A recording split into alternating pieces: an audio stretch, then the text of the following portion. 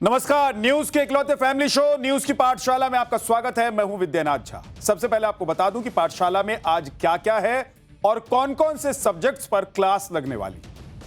नरेंद्र मोदी ने नेहरू का रिकॉर्ड तोड़ा तो कांग्रेस तिलमिलाई, गले में पत्थर की बात कहां से आई। मेज थपथपाई, खड़े होकर ताली बजाई, मोदी का ऐतिहासिक अभिनंदन से पूरे विपक्ष को मिर्ची लगी। दुनिया भर के नेता मोदी को भर भर कर दे रहे बधाई। ग्लोबल साउथ में मोदी की लोकप्रियता देखकर मोदी विरोधी गैंग छाती पीटने लगी। नेहरू के 16 साल पर मोदी के 12 साल भारी। नेहरू की कौन कौन सी ऐतिहासिक गलती को मोदी ने सुधारा, पाठशाला में स्पेशल चैप्टर आपको दिखाऊंगा। किसने रोका मीनाक्षी नटराजन के राज्यसभा जाने का रास्ता, कांग्रेस अब क्या करेगी, आगे क्या होने वाला। कांग्रेस का वो भेदी जिसने मीनाक्षी नटराजन के साथ खेला कर दिया, नामांकन का सीक्रेट लीक वाला डबल गेम। 28 साल बाद फिर कांग्रेस में मिल जाएगी टीएमसी। ममता बनर्जी और सोनिया गांधी की मीटिंग में क्या हुआ, डील फाइनल हो गई क्या। ममता बनर्जी की टीएमसी से आज कौन कौन बागी हुआ, कितने सांसदों ने ममता दीदी का साथ छोड़ दिया। टीएमसी सांसद ने गिना दी पूरी लिस्ट, ममता बनर्जी की गलतियों की फहरिस्त जिससे पार्टी में हुई है बगावत। कैसे ईरान ने तबाह कर दिया अमेरिका का सबसे एडवांस्ड अटैक हेलीकॉप्टर। ईरान ने उड़ता टैंक मार गिराया तो बौखलाए ट्रंप ने फाइटर जेट से कहां कहां पर बम बरसा दिए। और अंत में हमारा स्पेशल सेगमेंट, वो सवाल जो दिमाग की बत्ती चला। सोचा है कभी कोट और ब्लेजर में आपने देखा होगा कि आस्तीन यानी कि बाजू के नीचे के हिस्से में एक्स्ट्रा बटन लगे हुए। ये बटन क्यों लगाए जाते हैं, आज आपको बताऊंगा। दिन भर के रिवीजन के बाद न्यूज की पाठशाला में पहला चैप्टर, जिसमें आपको बताऊंगा पीएम की कुर्सी पर 4399 दिन लगातार, मोदी का वो रिकॉर्ड जिससे कांग्रेस को मिर्ची लगी। गले में पत्थर की बात कहां से आ गई। मेज थपथपाई, खड़े होकर ताली बजाई, केंद्रीय कैबिनेट की बैठक में कैसे हुआ मोदी का ऐतिहासिक अभिनंदन। दुनिया भर के नेता मोदी को भर भर के बधाई दे रहे हैं। ग्लोबल साउथ में मोदी की लोकप्रियता देखकर मोदी विरोधी गैंग छाती क्यों पीटने लगी। नेहरू के 16 साल पर मोदी के 12 साल भारी। नेहरू की कौन कौन सी ऐतिहासिक गलती को मोदी ने सुधारा है, पाठशाला में स्पेशल चैप्टर होगा आज। प्रधानमंत्री नरेंद्र मोदी ने आज वो गजब का रिकॉर्ड बना दिया बॉस, जो आजाद हिंदुस्तान में आज तक किसी राजनेता ने नहीं बनाया था। नरेंद्र मोदी को प्रधानमंत्री की कुर्सी पर बैठे हुए आज कुल 4399 दिन हो गए, यानी कि 12 साल 19 दिन का कार्यकाल मोदी ने बतौर पीएम पूरा कर लिया। इसमें खास बात यह है कि मोदी ऐसा करने वाले देश के इकलौते नेता बन गए, क्योंकि वो लगातार इतने दिनों से देश में चुनी हुई सरकार के प्रधानमंत्री बने। आप देखिए कि नरेंद्र मोदी ने 26 मई 2014 को प्रधानमंत्री पद की शपथ ली और आज 10 जून 2026 तक कुल 4399 दिनों से लगातार वो इस पद पर बने हुए, बिना किसी ब्रेक, बिना रुके, बिना टूटे। जबकि देश के पहले प्रधानमंत्री जवाहरलाल नेहरू 3 मई 1952 को चुनी हुई सरकार के पीएम बने और 27 मई 1964 तक इस पद पर बने रहे। इस दौरान नेहरू ने कुल 4398 दिन पीएम की कुर्सी पर बिताए। इस लिहाज से पीएम मोदी ने आज नेहरू का यह रिकॉर्ड तोड़ दिया और इतिहास रच दिया। प्रधानमंत्री नरेंद्र मोदी ने यह खास इतिहास रचा है और कोई सोच भी नहीं सकता था कि गांधी परिवार और नेहरू के अलावा कोई यह काम कर जाएगा इस देश में। लेकिन बॉस, वक्त है बदल गया है। और देखिए कैसे एक छोटा सा आम परिवार का निकला हुआ बच्चा देखते ही देखते एक प्रदेश का मुख्यमंत्री बनता है, देश का प्रधानमंत्री बनता है और सारे रिकॉर्ड एक एक कर अपने नाम करता जाता है। प्रधानमंत्री नरेंद्र मोदी आज इतिहास रचने वाले इस देश के उन नेताओं में शामिल हो गए जो अब उनके आगे कोई नजर नहीं आए, क्योंकि इसके आगे अभी तक कोई है नहीं, और कभी ऐसा हो जाए तो पता नहीं। कांग्रेस को कैसे इस पर आग लगी हुई है और कांग्रेस अपनी भड़ास कैसे निकाल रही है, यह भी आज आपको बताने वाला। अब बीजेपी जब भी इस मामले में आज बोल रही थी तो कांग्रेस की तरफ से ऐसे ऐसे बयान आ गए ना बॉस, आप सुनेंगे तो हैरान हो जाए। आज बीजेपी जब मोदी के इस महा रिकॉर्ड का जश्न मना रही थी तब कांग्रेस और पूरी इंडिया अलायंस शादी में फूफा की तरह मुंह फुलाए बैठे थे। ये ऐसे कैसे हो सकता है, ये तो हुआ ही नहीं, ये तो गड़बड़ है।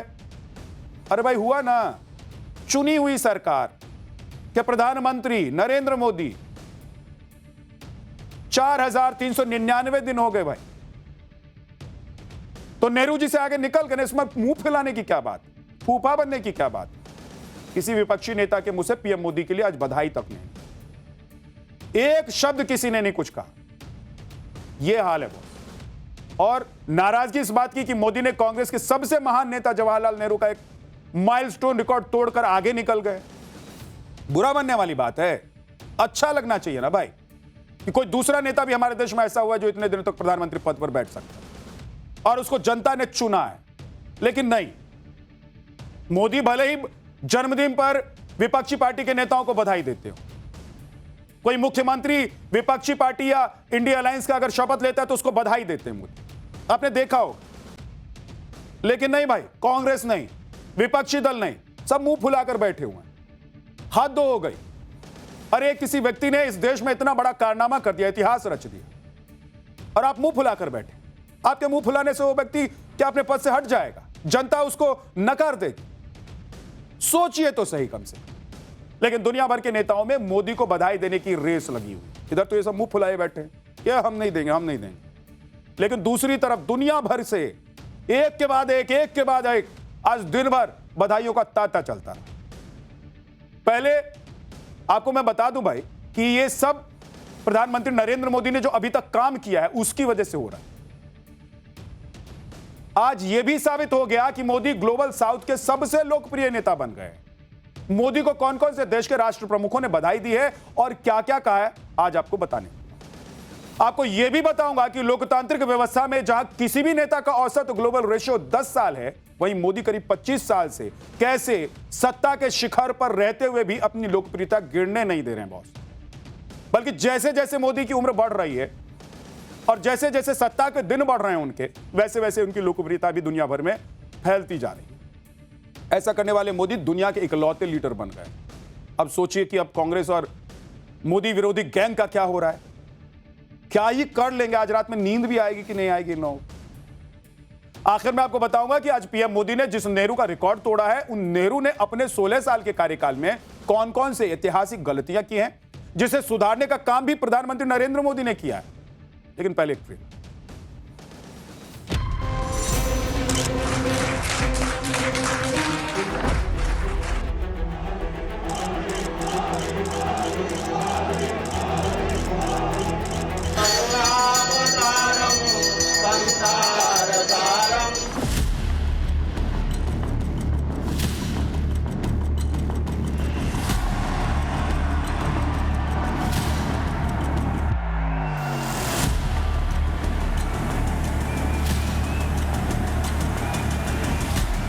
सौगंध मुझे इस मिट्टी की, मैं देश नहीं झुकने दूंगा।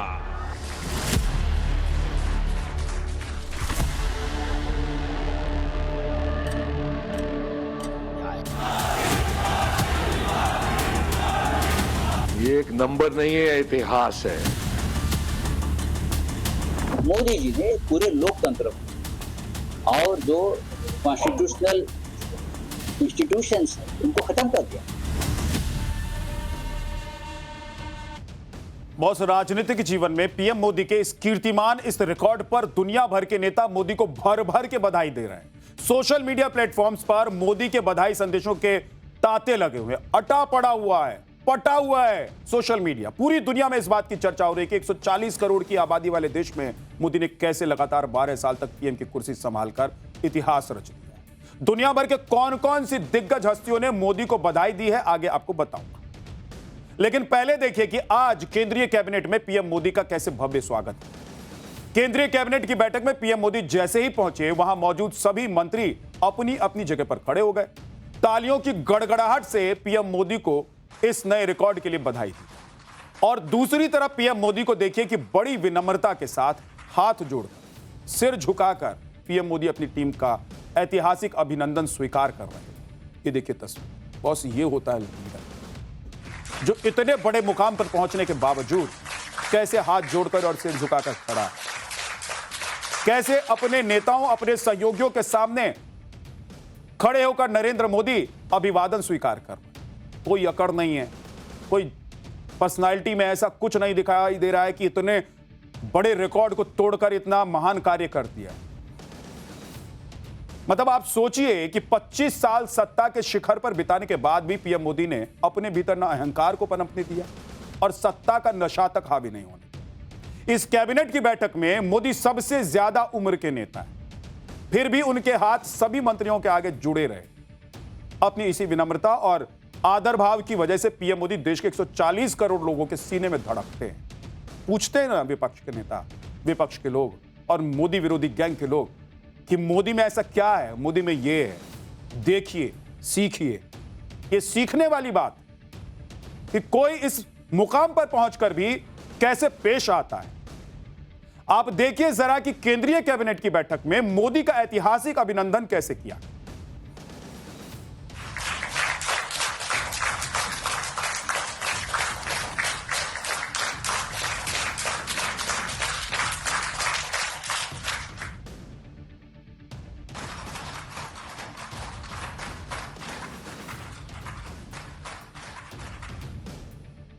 वो कहावत है ना कि जो पेड़ जितनी ज्यादा फलों से भरा होता है उतना ही झुका होता है, और जिस पेड़ पर फल ही नहीं लगते हो वो पेड़ तो अकड़ा हुआ ही होगा।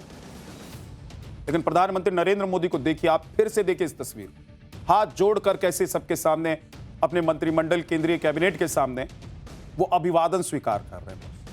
प्रधानमंत्री नरेंद्र मोदी के कार्यकाल के 12 साल पूरे होने के इस मौके पर आज एनडीए की बैठक भी हुई। इस बैठक में एनडीए शासित सभी 22 राज्यों और केंद्र शासित प्रदेशों के मुख्यमंत्री, उप मुख्यमंत्री और वरिष्ठ नेता शामिल। इस मीटिंग में पीएम मोदी ने कांग्रेस की पिछली सरकारों पर सवाल करते हुए कहा कि अगर 12 साल में इतना कुछ हो सकता है तो फिर दशकों तक क्यों नहीं हो। गलत कहा क्या हो? 12 साल में जो कर दिया है वो अब से दशकों तक जो सत्ता में सरकार में रहे वो क्यों नहीं कर पाए, क्यों नहीं हो पाया, बताने वाला हूं आज आप। कांग्रेस सरकारों के कार्यकाल की तुलना करते हुए आज प्रधानमंत्री नरेंद्र मोदी ने कहा कि कांग्रेस ग्रोथ रेट और एनडीए ग्रोथ रेट का अंतर है। उन्होंने क्या कहा, एक बार जरा सुनिए। साथियों, साल 2014 में जब एनडीए की जीत हुई थी तब मैंने कहा था कि आज देश के सामान्य मानवी में एक नई आशा का उदय हुआ है।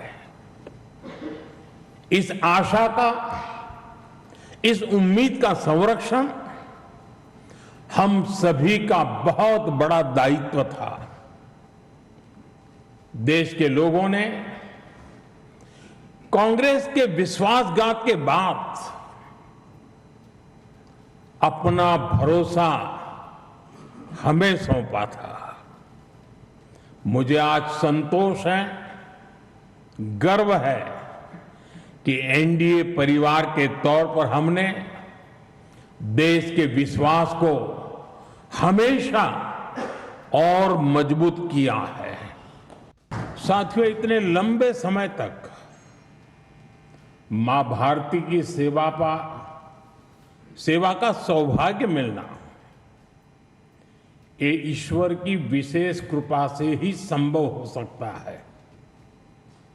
और मेरे लिए तो जनता जनार्दन ही ईश्वर का रूप है। पूरे देश दुनिया में आज मोदी मोदी हो रहा है बॉस। आज पीएम मोदी के इस नए रिकॉर्ड पर इंडी गठबंधन को कैसे सांप सूंघ गया है और कांग्रेस कैसे छाती पीट रही है ये आपको बताऊंगा आपको। लेकिन पहले यह दिखा देता हूं कि पूरी दुनिया में कौन कौन से ग्लोबल लीडर मोदी को बधाई संदेश भेज रहे हैं। इटली की पीएम जॉर्जिया मेलोनी ने लिखा कि पीएम नरेंद्र मोदी को बधाई, जो भारत के इतिहास में सबसे लंबे समय तक निर्वाचित प्रधानमंत्री बन गए। ईयू की अध्यक्ष उर्सुला वॉन ने कहा कि आज आप भारत के सबसे लंबे समय तक सेवा करने वाले पीएम बन गए हैं। भारत चांद पर उतरा नहीं, तारों को भी निशाना बना रहा है। साइप्रस के राष्ट्रपति निकोस ने कहा है कि भारत के सबसे लंबे समय तक निर्वाचित पीएम बनने पर आपको बधाई। ऑस्ट्रेलिया के पूर्व पीएम माल्कम टर्बुल ने कहा कि भारत के सबसे लंबे समय तक पीएम बनने पर प्रधानमंत्री नरेंद्र मोदी को बधाई। भूटान के पीएम शेरिंग ने लिखा है कि प्रिय मित्र, भाई और गुरु नरेंद्र मोदी को बधाई। इथोपिया के पीएम लिखते हैं कि प्रिय भाई नरेंद्र मोदी को बधाई, ग्लोबल साउथ की आवाज बनने के लिए सराहना। मंगोलिया के राष्ट्रपति ने लिखा है कि प्रिय मित्र, मेरे मोदी को तीसरे कार्यकाल और भारत के सबसे लंबे पीएम बनने पर हार्दिक बधाई। श्रीलंका के राष्ट्रपति अनुरा कुमार ने लिखा है कि भारत के सबसे लंबे समय तक निर्वाचित पीएम बनने पर आपको बधाई। मलेशिया के पीएम अनवर इब्राहिम ने कहा है कि इस ऐतिहासिक मील के पत्थर पर हार्दिक बधाई। नाइजीरिया के राष्ट्रपति बोला ने लिखा है कि ऐतिहासिक उपलब्धि पर आपको बधाई, मोदी व्यक्तिगत मित्र और भरोसेमंद सहयोगी। मालदीव के राष्ट्रपति मोहम्मद मुइज़ू ने लिखा है कि भारत के सबसे लंबे समय तक निर्वाचित पीएम बनने पर आपको बधाई। केन्या के राष्ट्रपति ने कहा है कि ऐतिहासिक मील के पत्थर पर आपको बधाई। और दक्षिण कोरिया के राष्ट्रपति विलियम रूटो ने लिखा है कि भारत के सबसे लंबे पीएम बनने पर नरेंद्र मोदी को बधाई। मतलब पूरी दुनिया में मोदी मोदी मोदी मोदी हो रहा है बॉस। मोदी को बधाई देने के लिए ग्लोबल लीडर्स के बीच रेस लगी हुई है कि कौन क्या लिख देता है।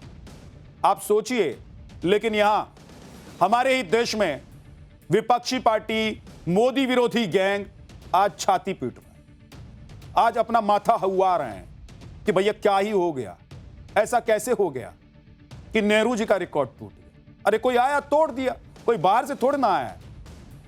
नेहरू जी भी इसी देश के थे और मोदी भी इसी देश के हैं, तो अगर नेहरू जी के लिए आप खुशी मना सकते हैं तो मोदी के लिए क्यों नहीं मना सकते। एक तरफ भारत से लेकर दुनिया के कोने कोने से मोदी को बधाइयां मिल रही हैं, लेकिन खुद अपने देश में विपक्षी कुनबा क्या कह रहा है जरा वो भी देखिए। आप हैरान हो जाएंगे बॉस। अरे भाई, पीएम मोदी ने लगातार 12 साल पीएम की कुर्सी संभालकर अगर एक लोकतांत्रिक माइलस्टोन बना दिया है तो वो वाकई बधाई के पात्र है कि नहीं। और एक अच्छे लोकतंत्र में, स्वस्थ लोकतंत्र की पहचान भी यही होती है कि विरोधी भी सत्ता पक्ष की ऐसे मौकों पर तारीफ करे, बधाई दे। लेकिन कांग्रेस को यह बात हजम नहीं हो रही है, डाइजेस्ट नहीं हो रही है कि ऐसा हो कैसे सकता है। कांग्रेस को मिर्ची लगी हुई है। कांग्रेस के नेताओं ने ऐसे ऐसे बयान आज दे दिए बॉस कि आप सुनेंगे तो आप हैरान रह जाएंगे। कांग्रेस ने आज एक तस्वीर भी जारी, जिसमें कांग्रेस ने क्या लिखा देखिए जरा, कि कांग्रेस ने अपने सबसे महान नेता नेहरू का कद पीएम मोदी के सामने कितना ऊंचा दिखा दिया। अरे क्या ये सब बनाने से कोई ऊंचा और नीचा हो जाता है। देखिए, पीएम मोदी के रिकॉर्ड्स का मजाक बनाने के लिए सब किया है कांग्रेस ने। पीएम मोदी को नेहरू के सामने छोटा सा दिखाया, जबकि सच यह है कि निर्वाचित प्रधानमंत्री के तौर पर प्रधानमंत्री नरेंद्र मोदी का कद, जो कद इसमें जवाहरलाल नेहरू का दिखाई दे रहा है, उससे एक दिन ऊपर हो गया। शायद इसलिए कांग्रेस को बहुत बुरा लग रहा है कि ऐसा कैसे हो सकता है, कोई दूसरी पार्टी का कोई नेता ऐसा कैसे कर सकता है।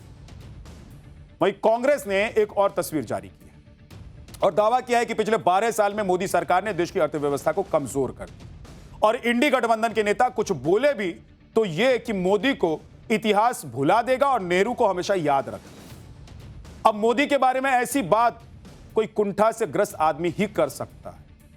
भाई, जिस आदमी ने 12 साल तक काम करके दिखाया है, 3 बार जनता ने जिसको चुना है, पार्टी के चुने हुए सांसदों ने जिसको अपना नेता चुना है, उसको देश भूल जाएगा, इतिहास भूल जाएगा।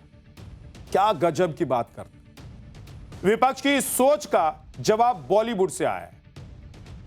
आप सुनिए कि बॉलीवुड ने इन नेताओं को कैसे जवाब दे दिया। जिस तरह से इस देश में नेहरू जी ने लोकतंत्र को उभारा, बड़ा किया, लोकतंत्र को एक ताकत दी, मोदी जी ने पूरे लोकतंत्र को और जो कॉन्स्टिट्यूशनल इंस्टीट्यूशंस है उनको खत्म कर दिया। मोदी ने बचाने की कोशिश की और मोदी ने खत्म कर दिया। नेहरू और मोदी जी की तुलना कभी नहीं हो सकती। मोदी को लोग भूलेंगे, नेहरू जी को नहीं भूल सकते। देश नहीं, पूरा विश्व मोदी को कभी नहीं भूलेगा, गांधी को नहीं भूलेगा, इंदिरा जी को नहीं भूलेगा। आप सोचिए कि कोई पार्टी के नेता इतने नकारात्मक, नेगेटिव कैसे हो सकते हैं कि किसी ऐतिहासिक दिन पर किसी को बधाई तक नहीं। आप सोचिए कि कोई विपक्ष ऐसा कैसे हो सकता है कि सत्ता में बैठा हुआ व्यक्ति अगर कीर्तिमान स्थापित कर रहा है तो उसके लिए एक अच्छे शब्द और अच्छा बोल नहीं निकलता है उसके मुंह से। आप सोचिए। और इसीलिए जनता कहती है भाई कि ऐसा विपक्ष, अगर देश में कुछ अच्छा हो रहा है, कोई कीर्तिमान स्थापित हो रहा है, तो 2 अच्छे लफ्ज नहीं निकलेंगे आपके मुंह से। कांग्रेस की नाराजगी का कारण सिर्फ यही नहीं है कि मोदी ने नेहरू का रिकॉर्ड तोड़ दिया। कांग्रेस को पिछले 12 साल से विपक्ष में बैठकर रहना पड़ रहा है, बिठाकर रख दिया है। यह उससे बड़ी परेशानी है, उससे बड़ा दर्द है कांग्रेस के लिए। कांग्रेस को इस बात की भी बड़ी गहरी पीड़ा है कि जो फैसले नेहरू ने अपने कार्यकाल में लिए, उसे एक एक करते मोदी ने कैसे ठीक कर दिया, पलटते चले गए। मोदी ने नेहरू की ऐतिहासिक गलतियों को चुन चुन कर सुधारा है, जिसकी जरूरत देश को थी। मोदी जी पकड़ लिए, कि ये सब जो हुआ है ना नेहरू जी के टाइम पर, ये सब ठीक नहीं हुआ है देश के साथ। और धीरे धीरे देखिए एक एक करके मोदी जी ने कैसे सब कुछ बदलना शुरू कर दिया। आप देखिए कि नेहरू ने 1960 में पाकिस्तान के साथ सिंधु जल संधि की, लेकिन प्रधानमंत्री नरेंद्र मोदी ने 2025 में इस संधि को निलंबित कर दिया। बोला कि नहीं, ये संधि नहीं चलेगी। क्यों? क्योंकि खून और पानी एक साथ थोड़ा ना बहेगा। और आज इसी वजह से पाकिस्तान एकदम बिलबिलाया हुआ है। नेहरू ने 1949 में संविधान में आर्टिकल 370 शामिल करके इसे एक नासूर बना दिया, जिसे 2019 में मोदी ने जम्मू कश्मीर से आर्टिकल 370 को हमेशा के लिए खत्म करने का पूरा जो प्रावधान था उसके जरिए उसको हटा दिया, खत्म कर दिया। बोला जैसे कश्मीर के लोग, वैसे बिहार के लोग, वैसे महाराष्ट्र के लोग, वैसे कन्याकुमारी के। एक देश में दो कानून चलता है क्या? एक देश दो विधान दो संविधान होगा क्या? क्या क्या करके चले गए थे ये लोग, आप सोचिए जरा। नेहरू ने 1949 में अयोध्या विवादित ढांचे से मूर्तियां हटाने के निर्देश दिए थे, लेकिन मोदी ने 2024 में राम मंदिर का भव्य उद्घाटन करके उनके इस फैसले को भी गलत साबित कर दिया। जो देश दशकों से इंतजार कर रहा था कि अयोध्या में राम मंदिर बनेगा कि नहीं बनेगा, केंद्र में मोदी की सरकार आई और राज्य में जैसे ही बीजेपी की सरकार आई, योगी आदित्यनाथ मुख्यमंत्री बने, पूरी ताकत लगा दी गई कि भाई साहब कैसे राम मंदिर बनेगा। जो केस दशकों से न्यायालय में रुका पड़ा था, कभी कभी तारीखें आती थी, उसकी सुनवाई तेज हुई, उस पर फैसला आ गया। ये हुआ, ये बदला है 12 साल। नेहरू ने सोमनाथ मंदिर की प्राण प्रतिष्ठा समारोह में राष्ट्रपति राजेंद्र प्रसाद के जाने का विरोध किया था, लेकिन मई 2026 में सोमनाथ मंदिर के पुनर्निर्माण का 75वां वर्ष मानकर पीएम मोदी ने नेहरू की उस सोच को भी गलत साबित कर दिया कि कोई पीएम सोमनाथ मंदिर नहीं जा सकता है, कोई पीएम चर्च जा सकता है, मस्जिद जा सकता है, लेकिन मंदिर नहीं जा सकता। हद की बात। ये सेकुलर कंट्री है। आप कहते हैं कि सेकुलरिज्म है यहां, तो एक सेकुलर आदमी क्या ऐसा करेगा? कहेगा कि मंदिर में मत जाओ। ये सब चल रहा था। नेहरू ने 1937 में वंदे मातरम के केवल 2 छंद गाने की परमिशन दी, लेकिन अभी देखिए कि जनवरी 2026 में ही पीएम मोदी ने वंदे मातरम के सभी 6 छंदों को गाने का ऐतिहासिक फैसला करा। और इस तरह से पीएम मोदी ने नेहरू की 5 बड़ी गलतियां, उनके द्वारा जो 5 भूल किए गए थे, जो आरोप लगता रहा है कि नेहरू के सारे भूल थे, उसको उन्होंने ठीक कर दिया। राज्यसभा के उपसभापति हरिवंश नारायण सिंह भी ये मानते हैं कि नेहरू की गलतियों का अंजाम भारत आज तक भुगत रहा है। आप इसको ऐसे भी समझिए बॉस कि देश में बड़े बड़े क्रिकेटर रहे। आप सोचिए कि कपिल देव से लेकर सचिन तेंदुलकर, वीरेंद्र सहवाग, रोहित शर्मा, विराट कोहली, उसके बाद अगर वैभव सूर्यवंशी आ गए और उन्होंने सबका रिकॉर्ड तोड़ दिया तो लोग उसको बधाई नहीं देंगे, कहेंगे कि नहीं बहुत शानदार, महान खिलाड़ी हो गया। लेकिन यहां ये लोग मानने को तैयार नहीं कि मोदी जी महान है, मोदी जी ने कीर्तिमान स्थापित कर दिया। सांप सूंघ गया, कोई बोल नहीं रहा, और बोल रहा है तो सिर्फ और सिर्फ बुराई कर रहा है। आप देखिए कि 1947 में नेहरू करीब 16 साल, 1947 से अब तक प्रधानमंत्री के तौर पर जवाहरलाल नेहरू 16 साल तक देश के प्रधानमंत्री रहे, जबकि मोदी ने 12 साल ही पूरे किए हैं। आप देखिए कि नेहरू ने अपने 16 साल में क्या उपलब्धि हासिल की और मोदी के हिस्से में महज 12 साल में कौन कौन सी उपलब्धियां आ गई। आप गिनते जाइए, देखते जाइए, और अगली बार अगर कोई आपसे पूछ दे कि 12 साल और वो 16 साल बताइए, तो आप बता सकते। नेहरू ने 5 आईआईटी की स्थापना की, मोदी ने 8 नए आईआईटी बना दी, खोल दी। नेहरू ने 2 आईआईएम की स्थापना की, उसके नींव रखे, मोदी ने 8। नेहरू ने 16 साल में 1 एम्स बनाया, उसकी स्थापना की, तो मोदी ने 12 साल में 16 नए एम्स बना दिए बॉस। नेहरू ने भाखड़ा नांगल बांध बनाया, रिहंद बांध बनाया, और कुछ ऐसे और प्रोजेक्ट्स बनाए, तो पीएम मोदी ने अब तक 100 बड़े सिंचाई और हाइड्रो प्रोजेक्ट्स बना दिए हैं, इन 12 सालों में बना दिए। बोले कि आप लोग तो दशकों तक करते रहे राज, कभी नेहरू जी, कभी इंदिरा जी, कभी राजीव जी, कभी दूसरे जी, हमारे बाकी जो प्रधानमंत्री थे सब रहे ना। लेकिन आप सोचिए कि 12 साल में इन्होंने जो कर दिया है, सबका रिकॉर्ड नहीं तोड़ दिया है। हरिवंश सिंह मोदी की दूरदर्शिता और उनके अटल इरादों पर क्या कह रहे हैं, एक बार फिर से सुनिए। शायद वो पहले राजनेता हैं जो इतने बड़े स्वप्नदर्शी और साथ ही उसको इंप्लीमेंट करने वाले, महज सपना नहीं, उस सपना को साकार करके यथार्थ प्रैक्टिकली धरती पर उतारने वाले वह अकेले राजनेता। इस तरह इतिहास में सपना बड़ा देखने वाला और उस सपना को साकार करके जमीन पर उतारने वाला कोई अगर राजनेता है तो हमारे प्रधानमंत्री जी। इतने लंबे समय तक और यह लोकप्रियता लोकतांत्रिक व्यवस्था में बनाए रखने वाले शायद वो पहले राजनेता। आज पीएम मोदी ने 5वां रिकॉर्ड बना दिया बॉस। इससे पहले पीएम मोदी ने पिछले 12 साल में 4 ऐसे रिकॉर्ड तोड़े हैं जो कभी कांग्रेसी नेताओं के नाम हुआ करते थे। इसमें से पहला रिकॉर्ड है भारत में सरकार के प्रमुख के रूप में सबसे लंबा कार्यकाल, यानी कि राज्य और केंद्र दोनों को मिलाकर किसी नेता ने कितने दिनों तक हेड ऑफ गवर्नमेंट का रोल निभाया है। नरेंद्र मोदी पहली बार 7 अक्टूबर 2001 को गुजरात के मुख्यमंत्री बने। 26 मई 2014 को देश के प्रधानमंत्री बने, यानी कि 7 अक्टूबर 2001 से 8 जून 2026 तक पीएम मोदी कुल 9013 दिनों तक, यानी कि 24 साल 8 महीने 2 दिन तक राज्य और केंद्र सरकार के हेड के तौर पर बने हुए। अब पीएम मोदी का दूसरा रिकॉर्ड देखिए। पीएम मोदी सबसे लंबे समय तक शासन करने वाले गैर कांग्रेसी प्रधानमंत्री भी बन गए। आज 8 जून तक उन्होंने पीएम की कुर्सी पर 4397 दिन पूरे कर लिए हैं। ऐसा करने वाले वो इकलौते गैर कांग्रेसी प्रधानमंत्री। पीएम मोदी का तीसरा रिकॉर्ड 2014 से पीएम मोदी ने अपनी अगुवाई में लगातार 3 आम चुनाव में जबरदस्त जीत हासिल की है और केंद्र में लगातार 3 बार उन्होंने अपनी सरकार बना ली। नरेंद्र मोदी पहली बार 7 अक्टूबर 2001 को गुजरात के मुख्यमंत्री बने थे और तब से लेकर अभी तक का जो उनका सफर है वो चल रहा है बॉस, रुकने का नाम नहीं ले रहा। और आज तक प्रधानमंत्री नरेंद्र मोदी ने कैसे एक एक अपने तमाम पड़ावों को पार किया है वो भी गजब है। और कैसे उन्होंने वो मुकाम हासिल करे, वो रिकॉर्ड बना दिए हैं जो किसी और ने नहीं बनाया था।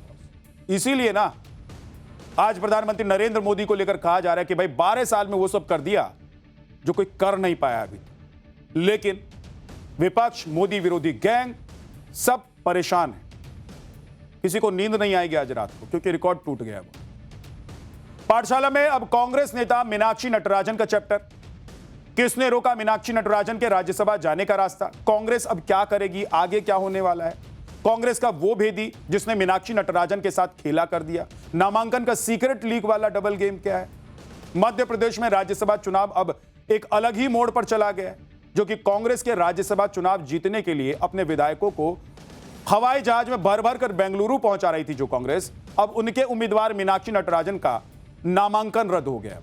इस खबर के आने के बाद बहुत से कांग्रेस के नेताओं के नीचे से उनकी जमीन खिसक गई कि ऐसा कैसे हो गया, क्योंकि उन्हें तो चुनाव में जीत की पूरी उम्मीद थी, लेकिन यहां तो नामांकन ही रद्द हो गया।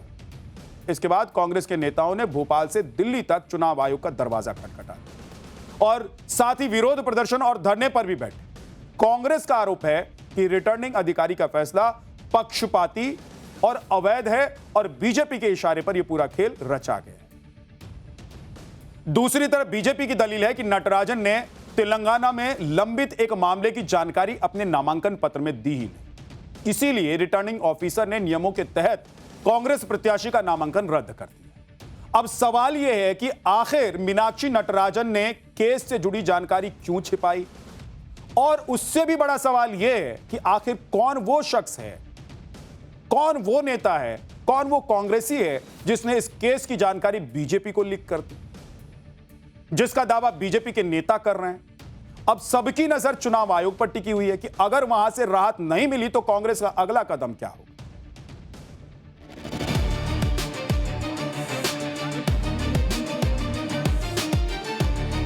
हमारा आज भी संवैधानिक संस्थाओं पर पूरा उम्मीद है, इसीलिए हम ये लड़ाई लड़ रहे हैं।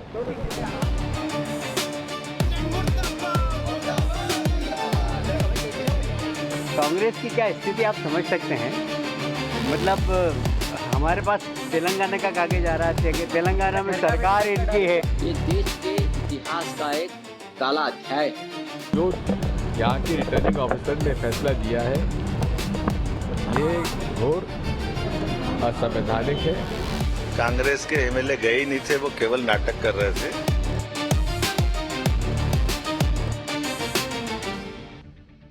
मीनाक्षी नटराजन की राज्यसभा चुनाव में जीत को लेकर कांग्रेस शुरू से ही बहुत कॉन्फिडेंट दिखाई दे रही थी। लेकिन बीजेपी ने मीनाक्षी से जुड़े एक पुराने केस का खुलासा करके पूरा गेम पलट दिया हुआ। आप सोचिए कि 8 जून को मीनाक्षी नटराजन ने मध्य प्रदेश विधानसभा सचिवालय में नामांकन दाखिल किया। 9 जून को नामांकन की जांच के दौरान भाजपा ने आपत्ति दर्ज कराई। बीजेपी के उम्मीदवार महेश केवट और मंत्री कैलाश विजयवर्गीय ने आरोप लगाया कि मीनाक्षी नटराजन ने अपने नामांकन पत्र में तेलंगाना की एक अदालत में लंबित मामले की जानकारी छिपा ली। इसके बाद रिटर्निंग अधिकारी ने दोनों पक्षों की दलीलें सुनी और मीनाक्षी नटराजन का नामांकन रद्द कर दिया।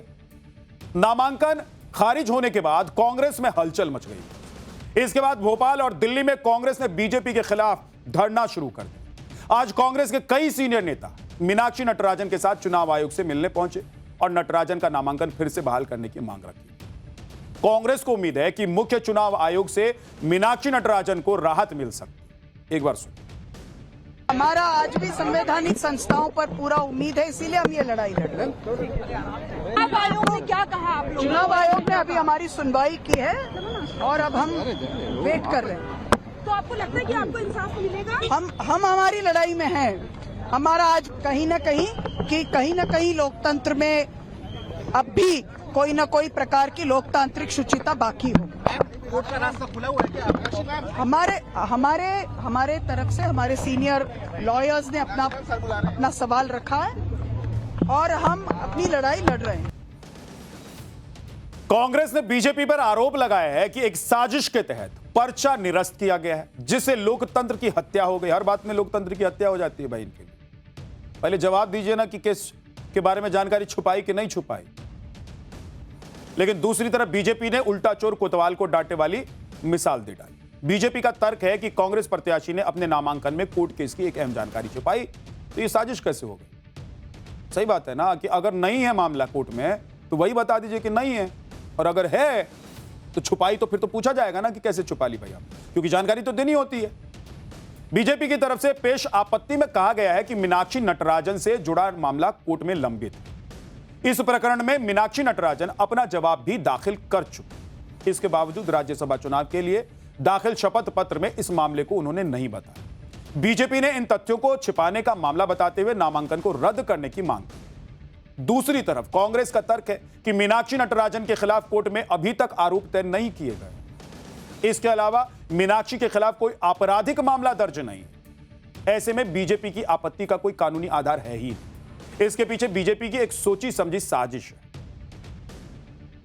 कांग्रेस के एमएलए गए ही नहीं थे, वो केवल नाटक कर रहे थे। कांग्रेस की पोल खुल गई। कांग्रेस के नेता आपस में लड़ रहे थे राज्यसभा की सीट पाने के लिए, और इस षड्यंत्र का शिकार वो मीनाक्षी नटराजन को कर गए। और मीनाक्षी नटराजन ने भी अपने आपराधिक रिकॉर्ड को छुपा करके मध्य प्रदेश की जनता का अपमान किया, और कांग्रेस पार्टी को उनसे जवाब पूछना चाहिए। अब मजे की बात यह है कि जो इलेक्शन कानून है, जो चुनाव आयोग का कानून है, जिसमें एक खुलासा की उत्तरदायित्व है, उसमें लिखा है स्पष्ट कि आपको सिर्फ वो वाला खुलासा करना है जिसमें अपराध अगर प्रूव हो तो दंड 2 वर्ष से ज्यादा हो, और जिसमें चार्जेस फ्रेम हो चुके हों। ये कानून में लिखा है सेक्शन 33A में, जो हमको पढ़ने की आवश्यकता नहीं है। उसका उत्तरदायित्व, उसका कर्तव्य है आरओ को देखने की। अब एक बार वो पूरा मामला आपको बता देता हूं जिसकी वजह से मीनाक्षी नटराजन को लेकर अभी इतना बवाल हो गया है, विवाद हो गया है और उनका नामांकन रद्द कर दिया गया। साल 2022 में तेलंगाना की पूर्व कांग्रेस महिला नेता श्रीलता ने पुलिस में शिकायत दर्ज कराई, जिसमें उन्होंने कांग्रेस के नेता कुंभम शिवकुमार रेड्डी पर प्रताड़ना और छेड़छाड़ के गंभीर आरोप लगाए। मीनाक्षी नटराजन तेलंगाना कांग्रेस की प्रभारी हैं, इसीलिए श्रीलता ने इसकी शिकायत की, लेकिन उन्होंने कोई एक्शन नहीं लिया। श्रीलता का यह भी आरोप है कि मीनाक्षी ने आरोपी शिवकुमार रेड्डी को राजनीतिक संरक्षण भी दे दिया। इसके बाद गवाह और सबूत की कमी के कारण पुलिस ने केस बंद कर दिया। लेकिन श्रीलता ने सितंबर 2025 में हैदराबाद की एक कोर्ट में पिटीशन दाखिल की। इसमें आरोप लगाया गया कि मीनाक्षी नटराजन सहित कांग्रेस के कई नेताओं ने शिकायत की जानकारी होने के बावजूद कार्रवाई नहीं की। इस पर कोर्ट ने BNSS की धारा 223 के तहत मीनाक्षी सहित दूसरे प्रतिवादियों को नोटिस जारी कर दिया। मीनाक्षी नटराजन ने 25 अक्टूबर 2025 को अदालत में अपना जवाब दाखिल किया। अब कांग्रेस का तर्क है कि यह कोई क्रिमिनल केस नहीं है, सिर्फ प्राइवेट कंप्लेंट है। इसका नामांकन पत्र में खुलासा करना जरूरी नहीं। सुनिए। जो यहाँ के रिटर्निंग ऑफिसर ने फैसला दिया है ये घोर असंवैधानिक है और उसमें ये हकीकत है कि बहुत ही पक्षपात तरीके से उन्होंने ये निर्णय दिया है और इसमें ये भी बात साफ है कि अनेक प्रकरण हैं जहाँ इस प्रकार के प्रकरणों को अनदेखा किया गया है, लेकिन यहाँ पर एफआईआर दर्ज नहीं है, केस दर्ज नहीं है, उसके बाद भी उसका फॉर्म रिजेक्ट किया गया है। मीनाक्षी नटराजन का नामांकन निरस्त होने के बाद कांग्रेस ने विरोध की लड़ाई सड़क पर उतरकर लड़नी शुरू कर दी है। आज भोपाल में कांग्रेस नेताओं और कार्यकर्ताओं ने उपवास शुरू करके अपना विरोध दर्ज कराया। इसमें पूर्व मुख्यमंत्री दिग्विजय सिंह भी धरने में शामिल हुए। कांग्रेस ने चेतावनी दी है कि अगर चुनाव आयोग से बात नहीं बनी तो वो इस मामले को लेकर सुप्रीम कोर्ट में जाएंगे। देखिए कि भोपाल से हमारे संवाददाता मकरंद काले ने इस पर जो रिपोर्ट भेजी है उसमें क्या।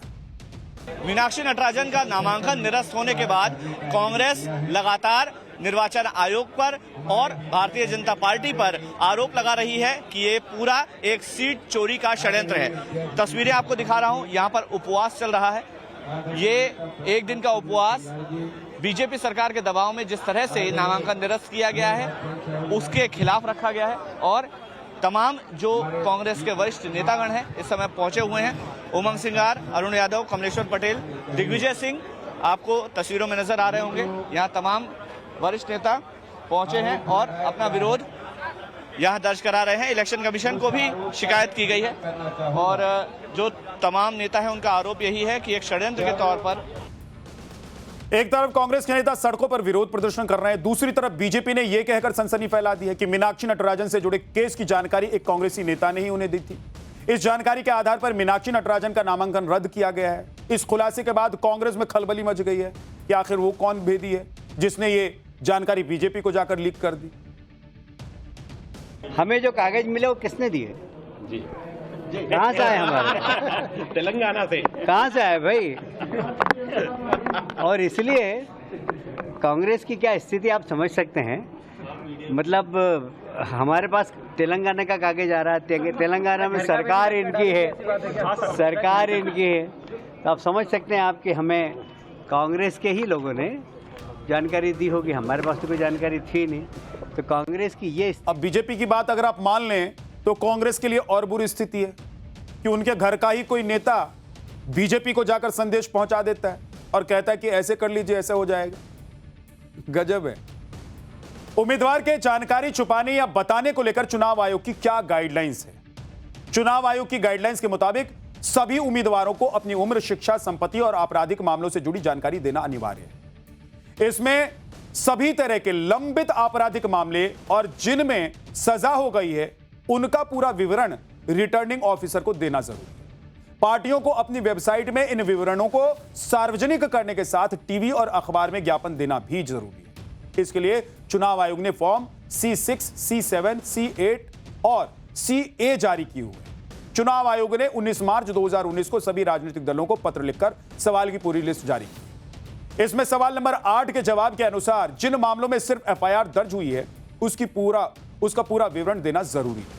चुनाव आयोग के मुताबिक अगर किसी प्रत्याशी ने सही जानकारी नहीं दी या छिपाई तो चुनाव के परिणाम के बाद हाई कोर्ट में उनके खिलाफ चुनाव याचिका दायर हो सकती है। गलत या अधूरी जानकारी के मामले में चुनाव आयोग सुप्रीम कोर्ट को रिपोर्ट भेज सकता है, जिससे प्रत्याशी के खिलाफ कोर्ट की अवमानना का मामला चलाया जा सके। आज इस मामले को लेकर कांग्रेस के सीनियर नेता चुनाव आयोग के पास पहुंचे थे। कांग्रेस को उम्मीद है कि चुनाव आयोग कांग्रेस के पक्ष में फैसला कर सकता है। बहुत अच्छे से सुना और अच्छे वातावरण में सुना और कहा कि हम शीघ्र इसमें निर्णय देंगे। हमको न्याय की उम्मीद है चुनाव आयोग। सर, ये हैरान कर देने वाला था कि प्री कॉग्निजेंस स्टेज पर उसको मुकदमा मान लेना। मुकदमा ही नहीं था, उनको तो कुछ डिस्क्लोजर की जरूरत ही नहीं थी। और इसलिए हमने जब उनको हिंदी का जो ऑर्डर पढ़ा के समझाया कि इस ऑर्डर को किस तरह से आप सस्टेन करेंगे, तो उन्होंने सुना, बहुत अच्छे से। अगर यहाँ से राहत नहीं मिलती थी सुप्रीम कोर्ट जाने का? देखिए, हमको उम्मीद है, आपने खुद इस बात को लेकर उम्मीद है। पाठशाला में अगला चैप्टर जिसमें आपको बताऊंगा 28 साल बाद फिर कांग्रेस में मिल जाएगी टीएमसी। ममता बनर्जी और सोनिया गांधी की मीटिंग में क्या हुआ? डील फाइनल हो गई क्या? ममता बनर्जी की टीएमसी से आज कौन कौन सी बागी हो गए और कितने सांसदों ने ममता दीदी का साथ छोड़ दिया? टीएमसी सांसद ने गिना दी पूरी लिस्ट ममता बनर्जी की गलतियों की फहरिस्त, जिससे पार्टी में हुई बगावत। पश्चिम बंगाल में चुनावों के दौरान जिस खेला की बात हो रही थी, वो असली खेला तो अब शुरू हुआ है बॉस। लेकिन इस खेल से बीजेपी पूरी तरीके से बाहर हो गई और दूसरी तरफ ममता बनर्जी की पार्टी इस खेल में फुटबॉल बन गई। एक महीने में ही यह हालत हो गई है कि मां माटी मानुष की बात करने वाली ममता बनर्जी की पार्टी टीएमसी के 3 टुकड़े होने वाले। आप देखिए कि विधानसभा चुनाव के बाद ममता के 80 में से 64 विधायकों ने पहले ही किनारा कर लिया। विधानसभा में विपक्ष के नेता के पद पर बागी विधायकों का कब्जा हो गया। अब लोकसभा के 20 सांसदों ने भी स्पीकर को चिट्ठी सौंप दी। राज्यसभा के भी 2 सांसदों ने इस्तीफा दे दिया। कई और सांसद इस्तीफा देने की कतार में खड़े हैं बताया जा रहा है। अब टीएमसी का तीसरा पाला बचा हुआ, जिसमें ममता बनर्जी और अभिषेक बनर्जी के साथ उनके वफादार कुछ नेता बचे हुए। तो क्या टीएमसी का गेम ओवर हो गया है या टीएमसी से ही ममता बनर्जी की छुट्टी हो जाएगी? इसी उधेड़-बुन में ममता बनर्जी अपनी सियासी जमीन बचाने की आखिरी कोशिश करती हुई नजर आ रही। लेकिन एक बात तो तय है बॉस कि टीएमसी अब वैसी नहीं रहेगी जैसा ममता बनर्जी की टीएमसी हुआ करती, क्योंकि पिछले एक हफ्ते में जिस तरीके से राजनीतिक घटनाक्रम बदले हैं, उसके बाद टीएमसी को लेकर कई तरह की अटकलें लगाई जा रही। क्या ममता बनर्जी कांग्रेस में शामिल हो सकती हैं? क्या टीएमसी के बागी सांसद बीजेपी में शामिल हो सकते हैं? क्या टीएमसी के बागी विधायक ममता बनर्जी से टीएमसी को छीन लेंगे? ऐसा इसलिए कहा जा रहा है क्योंकि टीएमसी के सांसद दिल्ली में बीजेपी नेताओं से मिल रहे हैं। उधर ममता बनर्जी के विधायक कह रहे हैं कि वो बंगाल में सरकार के साथ मिलकर काम करें। इधर ममता बनर्जी भी अभिषेक बनर्जी के साथ सोनिया गांधी और राहुल गांधी के साथ मीटिंग पर मीटिंग कर रहे हैं। दिल्ली से लेकर बंगाल तक कैसे उथल पुथल मची हुई है, आज ये आपको बताने वाला हूं। लेकिन पहले एक ट्रेलर देखिए।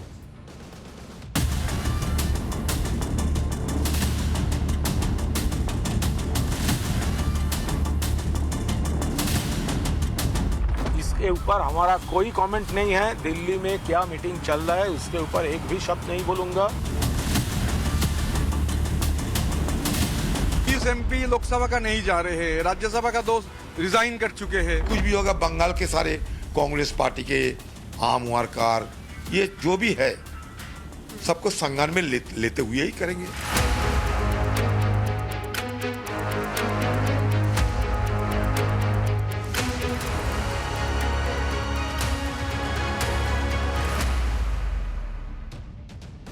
आप सोचिए कि जिस पार्टी को ममता बनर्जी ने अपने दम पर खड़ा किया, जिस पार्टी को ममता बनर्जी का चेहरा कहा जाता रहा है, जिस पार्टी की बदौलत ममता बनर्जी ने 15 साल तक सत्ता चलाई, आज उसी पार्टी को बचाने के लिए ममता बनर्जी दिल्ली तक दौड़ लगा रही। कहा जा रहा है कि विधायकों और सांसदों की बगावत के बाद ममता बनर्जी कांग्रेस में अपनी पार्टी का विलय कर सकती है। आप देखिए कि ममता बनर्जी दिल्ली में पिछले 2 दिन में 2 बार सोनिया गांधी से मुलाकात कर चुकी हैं। 8 जून को दिल्ली में इंडी गठबंधन की बैठक हुई। इस बैठक में सोनिया गांधी और ममता बनर्जी गर्मजोशी से गले मिलते हुए नजर आए। अगले दिन मंगलवार को ममता बनर्जी ने सोनिया गांधी से उनके आवास पर पहुंचकर खास मुलाकात की और आज सुबह ही ममता बनर्जी के भतीजे अभिषेक बनर्जी राहुल गांधी से मिलने के लिए पहुंच गए। कितना उथल पुथल चल रहा, क्या चल रहा होगा? आप सोचिए कि ममता बनर्जी जो एकमात्र टीएमसी की प्रमुख हुआ करती, आज कैसे दर दर की ठोकर खा रहे।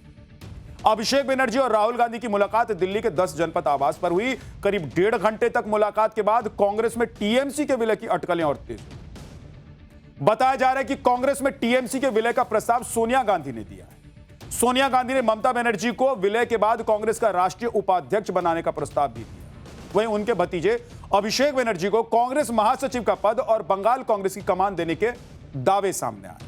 बताया यह भी जा रहा है कि कांग्रेस में विलय के लिए टीएमसी ने भी शर्त रखी है।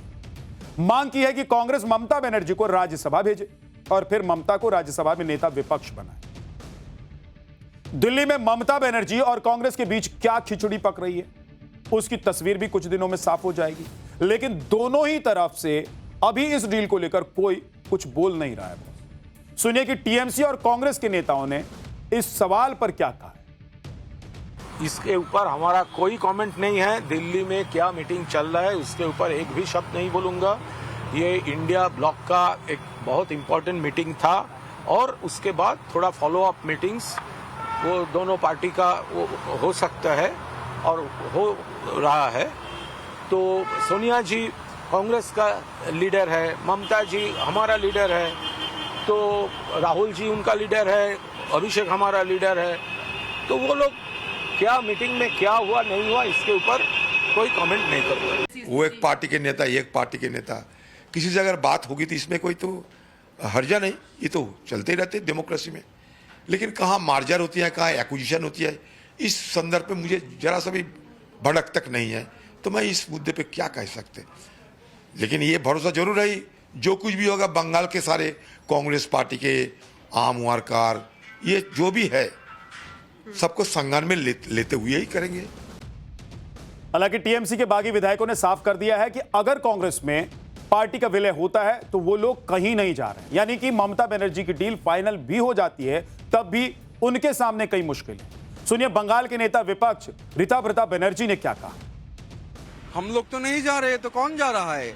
एमपी लोग नहीं जा रहे हैं, 20 एमपी लोकसभा का नहीं जा रहे हैं, राज्यसभा का 2 रिजाइन कर चुके हैं और भी रिजाइन करेंगे जहां तक मैं सुन रहा हूं।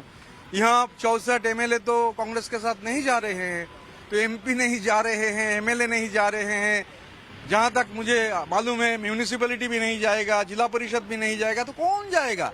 हम लोग कांग्रेस के साथ कोई मार्जर का सवाल ही नहीं है, सवाल ही नहीं उठता है कांग्रेस के साथ मार्जर का। आज ममता बनर्जी को उसी कांग्रेस से आस है जिसने अलग होकर उन्होंने टीएमसी की नींव रखी।